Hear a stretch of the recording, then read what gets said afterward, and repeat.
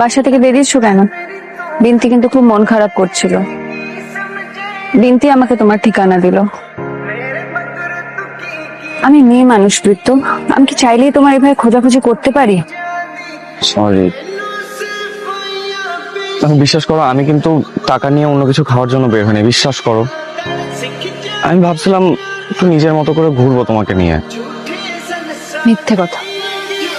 মিথ্যা না, সত্যি কথা, বিশ্বাস করো। কি হলো, বিশ্বাস করছো না? You are such a good student, বৃত্ত। তুমি তোমার লাইফটাকে নিয়ে কি করছো? জীবন কি তোমার একার? বলো। আচ্ছা চলো একটু রিক্সা নিয়ে ঘুরি। না না, বাবা বকবে, অনেক লেট হয়ে যাবে। না লেট হবে না, 1 ঘন্টা ম্যাক্সিমাম।